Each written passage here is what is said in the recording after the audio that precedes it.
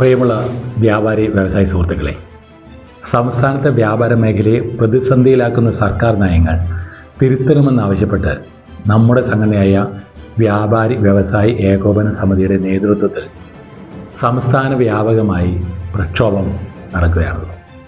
കോവിഡിന് ശേഷം സംസ്ഥാന വ്യാപാര മേഖല തിരിച്ചു വരവിന് ശ്രമിക്കുമ്പോൾ ഓൺലൈൻ വ്യാപാര കടന്നുകയറ്റവും സംസ്ഥാന സർക്കാർ നിലപാടുകളും സംസ്ഥാന വ്യാപാര മേഖലയ്ക്ക് തിരിച്ചടിയാകുകയാണെന്നും ഇതിൽ നിന്നും 10.5 ലക്ഷത്തിലധികം പേർ പ്രവർത്തിക്കുന്ന വ്യാപാര മേഖല സംരക്ഷിക്കാൻ സർക്കാർ നടപടി സ്വീകരിച്ചില്ലെങ്കിൽ ജീവൻ മരണ പോരാട്ട സമരങ്ങൾക്ക് വ്യാപാരി വ്യവസായി ഏകോപന സമിതി ഇറങ്ങേണ്ടി വരും.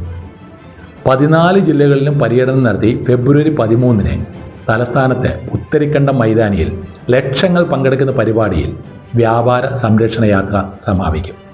സമാപന പൊതുസമ്മേളനം വ്യാപാരി വ്യവസായി ഏകോപന സമിതി സംസ്ഥാന പ്രസിഡന്റ് ശ്രീ രാജു അപ്സര ഉദ്ഘാടനം ചെയ്യും. 5 ലക്ഷത്തിലധികം അംഗങ്ങളിൽ നിന്നും ഒപ്പിട്ട് ശേഖരിച്ച നിവേദനം 13-ന് ശേഷം മുഖ്യമന്ത്രി ശ്രീ പിണറായി വിജയനെ കൈമാറും.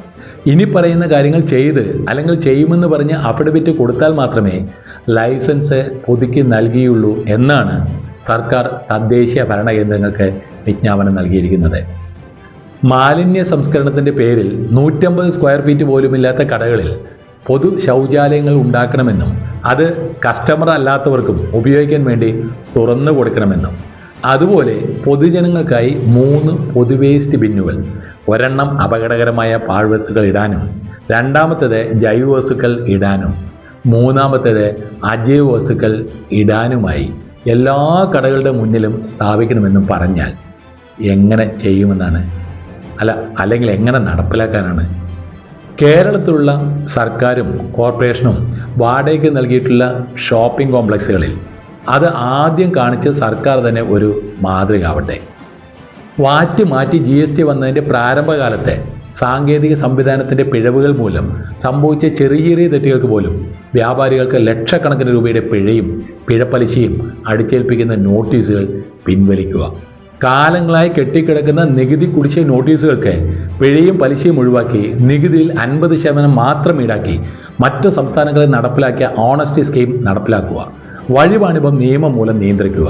കാർഷിക മേഖലയ്ക്കും സ്റ്റാർട്ടപ്പുകൾക്കും ചെറുകിട വ്യവസായത്തിനും നൽകുന്ന ആനുകൂല്യങ്ങൾ വ്യാപാരികൾക്കും ലഭ്യമാക്കുക. മിനിമം വേജസ് വർധനവ് പിൻവലിക്കുക.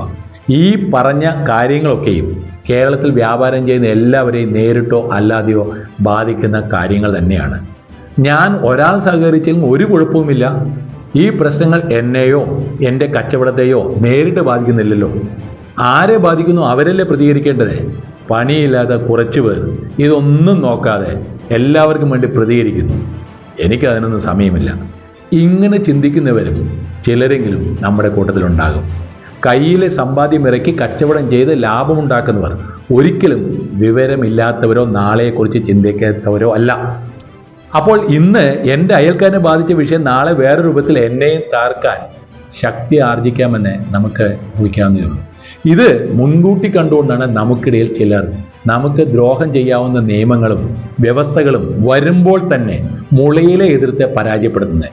നമ്മുടെ സംഘടനയുടെ കരുത്തെ പലപ്പോഴായി മനസ്സിലാക്കിയിട്ടുള്ള സർക്കാരുകൾ 90% പ്രശ്നങ്ങളിലും നമ്മുടെ നേതാക്കളുടെ എതിർപ്പ് മാത്രം കണക്കിലെടുത്ത് പരിഹാരം കാണാറുണ്ട്. പക്ഷേ വിരളം ചില സന്ദർഭങ്ങളിൽ വിദൂര ഭാവിയിലേക്ക് ദോഷം ചെയ്യാവുന്ന വ്യവസ്ഥകൾ നമ്മുടെ ഭരണകർത്താക്കൾ ആലോചിക്കുമ്പോൾ അവയെ ചെറുത്തു തോൽപ്പിക്കാൻ നമ്മുടെ നേതാക്കളുടെ കൂടെ നാമും നിരത്തിലിറങ്ങേണ്ടി വരും. നമ്മളെക്കാളും കഷ്ടത അനുഭവിക്കുന്ന ആയിരക്കണക്കിന് വ്യാപാരികളാണ് നിരത്തിലേക്ക് ഇറങ്ങുന്നത്. നമുക്ക് വേണ്ടി, നമ്മുടെ അടുത്ത തലമുറയ്ക്ക് വേണ്ടി ഇവിടെ മടിച്ചു നിന്നാൽ നമ്മൾ നമ്മുടെ മനസാക്ഷിയുടെ കോടതിയിൽ ശിക്ഷിക്കപ്പെടും. അത് ഉറപ്പാണ്. അന്ന് തെരുവിലിറങ്ങി പൊരുവെയിലത്തെ എല്ലാവർക്കും വേണ്ടി സമരം ചെയ്ത നമ്മുടെ സഹോദരങ്ങളുടെ മുഖത്ത് നോക്കാൻ നമുക്ക് പറ്റാതെ വരും. ചില അസോസിയേഷനുകൾ കടയടച്ചിട്ട് സഹകരിക്കാൻ തയ്യാറല്ല എന്ന് പ്രസ്താവനകൾ ഇറക്കിയതായി കണ്ടു. ഇന്ന് അതിന് തയ്യാറായില്ലെങ്കിൽ നാളെ വരാൻ പോകുന്ന വിപത്ത് അനുഭവിക്കേണ്ടി വരും.